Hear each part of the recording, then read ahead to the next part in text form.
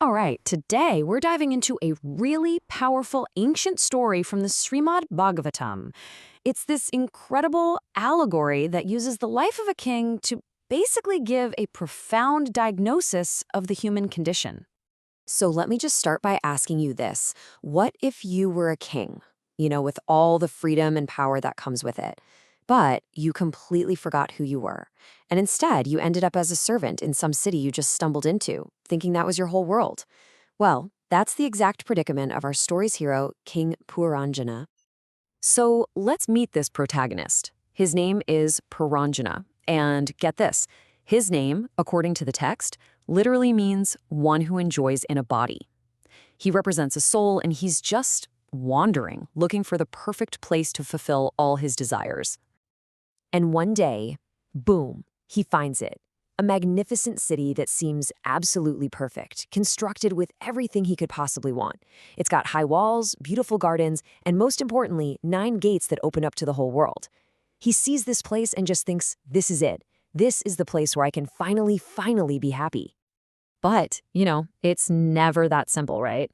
Inside this perfect city, he finds something, or rather someone, even more captivating. He meets a beautiful queen, and that's it. His fate is sealed. He is totally mesmerized by her, and his desire to win her over becomes his one and only obsession. Okay, so this is where the story really opens up and reveals itself as this powerful allegory. King Puranjana, he's meant to be the soul, right? The pure consciousness that's just observing everything. The city he finds, that's the human body. And its 9 gates, those are our senses, our eyes, ears, nostrils, mouth, and so on.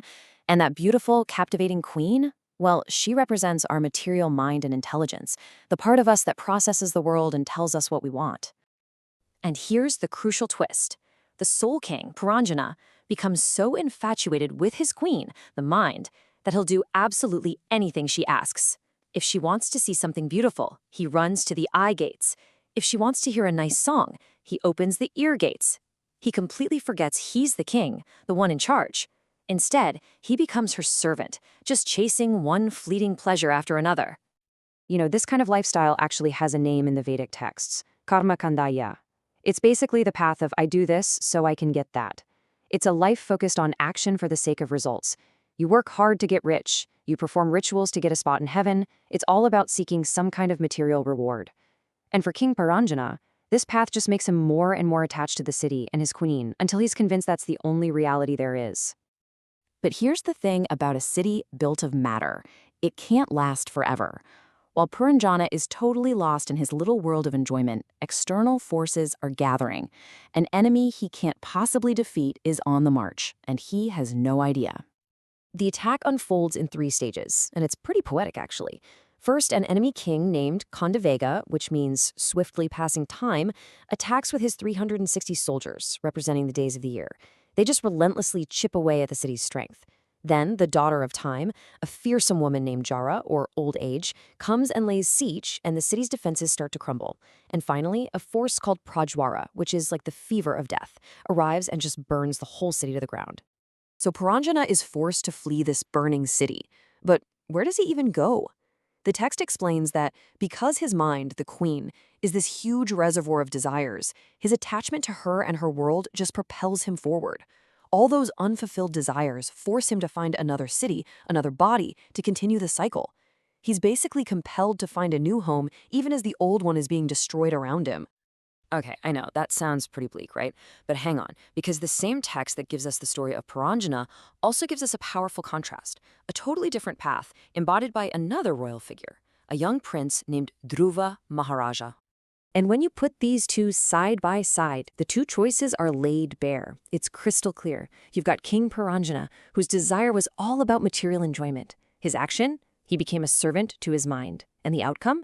Entanglement, suffering, and this endless cycle of birth and death. But then you have Dhuva Maharaja. His desire was completely different, an unflinching remembrance of his spiritual source. He ended up rejecting huge material wealth, all for spiritual devotion. And what was his outcome? He attained an eternal spiritual home, way beyond the material world. And what's really remarkable about this, the part that always gets me, is that Dhuva Maharaja started this intense spiritual quest when he was only 5 years old. 5.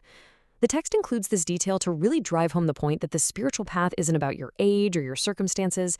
It's all about how sincere your desire is. The path Dhruva chose is called Bhakti Yoga, and it's presented as the direct remedy for the soul's forgetfulness, for Puranjana's problem. See, instead of letting the mind, the queen, call all the shots, Bhakti Yoga uses practices like hearing and chanting to purify the mind, to refocus it on a spiritual reality. And by doing that, it reawakens the soul's true, original, kingly consciousness.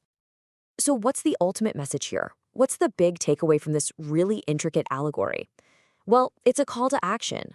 It's a call to look beyond the immediate drama of our own lives and to start questioning the very nature of our consciousness. So, to kind of boil it all down, the allegory leaves us with 3 main ideas to chew on. First, this idea that our true self is the soul, the observer, and it's totally separate from our temporary body and mind. Second, it's a warning. Chasing happiness through our senses, just like King Puranjana did, is a trap that leads to a repeating cycle of entanglement. And third, the way out, the path to freedom from all that suffering, is through spiritual awakening, by turning our focus inward. At the end of the day, the story of King Puranjana is a cautionary tale. It's a really vivid picture of what the text describes as the dream of material life.